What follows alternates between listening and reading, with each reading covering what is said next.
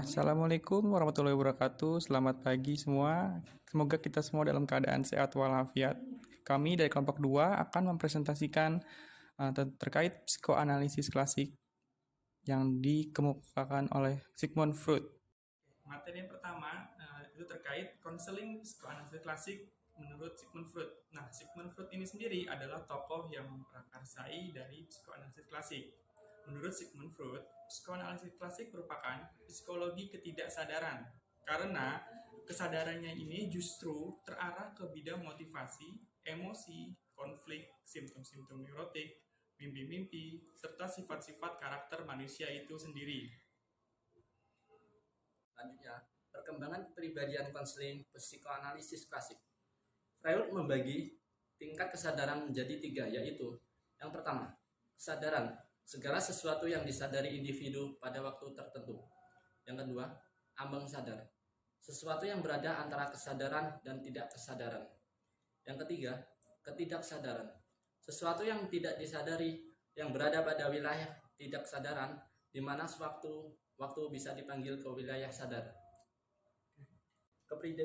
Perkembangan kepribadian sehat dan tidak sehat sangat berhubungan dengan cara-cara yang digunakan oleh individu dalam melewati fase-fase perkembangannya, yang mana fase perkembangannya dibagi ke dalam 5 tahapan, yaitu yang pertama fase oral, yang kedua fase anal, yang ketiga fase palik, yang keempat fase laten, dan yang kelima fase genital. Saya menyampaikan salah satu kasus psikoanalisis klasik seperti seorang klien semasa kanak-kanak sering dipukuli atau menerima penyiksaan fisik dengan ikat pinggang kulit berwarna hitam oleh orang tuanya, sehingga sampai dewasa muncul kecemasan dalam diri klien. Ketika melihat ikat pinggang kulit berwarna hitam, klien langsung lari ketakutan. Lalu selanjutnya, tujuan konseling psikoanalisis klasik. Yang pertama, menjadikan hal-hal yang tidak disadari menjadi disadarinya.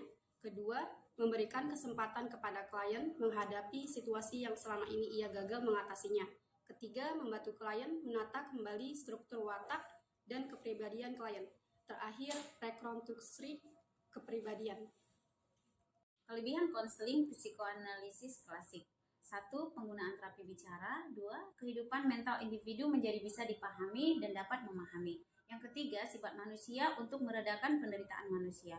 Yang keempat, pendekatan ini dapat mengatasi kecemasan melalui analisis atas mimpi-mimpi, resistensi-resistensi, dan transferensi-transferensi.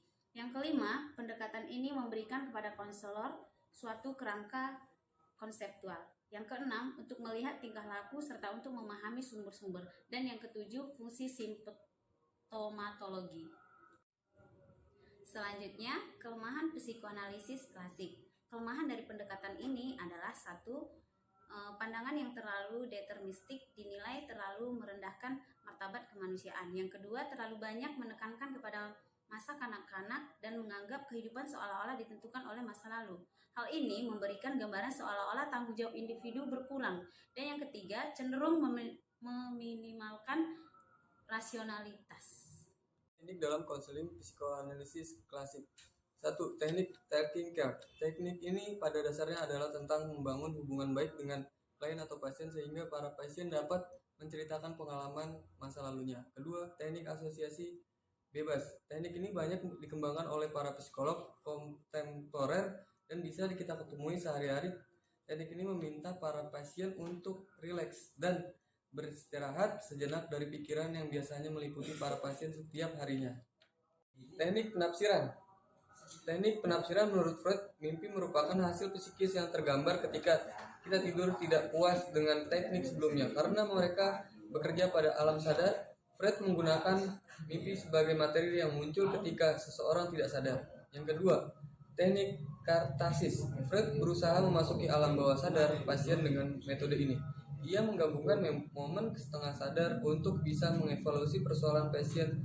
Istilah yang bisa kita dengar berkaitan dengan teknik ini adalah metode hipnosis.